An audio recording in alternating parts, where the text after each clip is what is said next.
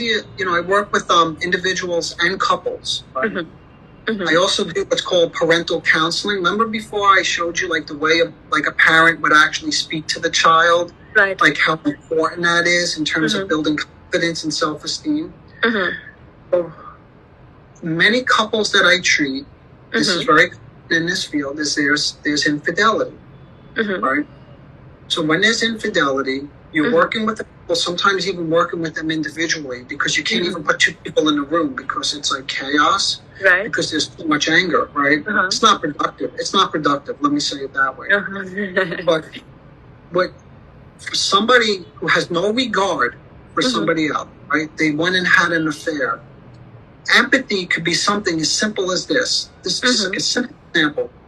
They're trying to repair the relationship so they're together, okay?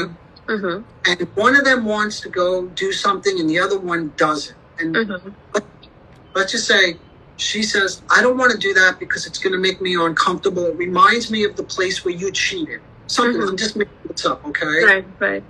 So he's like, what do you mean? We do this every year. We got to do this, right? That's a lack of empathy, right? So he's trying to bully her into doing something. Right. He's not listening to her. So then she's like, oh. She gets upset. It escalates quickly. She walks away. So the next day, he tells me, I'm lying on my bed and I'm thinking about this. And I'm like, listen, if she's that upset about doing this thing because it triggers her, right, of like me doing this thing with the woman that I had an affair with, something like that, right? He said, why would I do that if it triggers her? I don't want her to be upset. So I told her, listen, don't worry about it. We don't need to go do that thing. It's fine. Okay. That's what I would call, I don't know if that's what you had in your mind, but that's what I would call the development of empathy. This is now somebody, who has a capacity, who has a growing capacity to say, and he didn't do this initially, I understand. So these things are not perfect. It's like someone doesn't change and all of a sudden it's like, boom, like everything is, it's a process.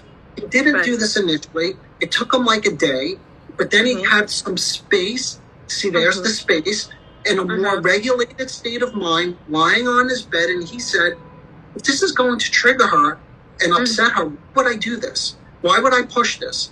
So forget it. We're not going to do it. And then he tells her, and he gives up on the thing that he wants to do.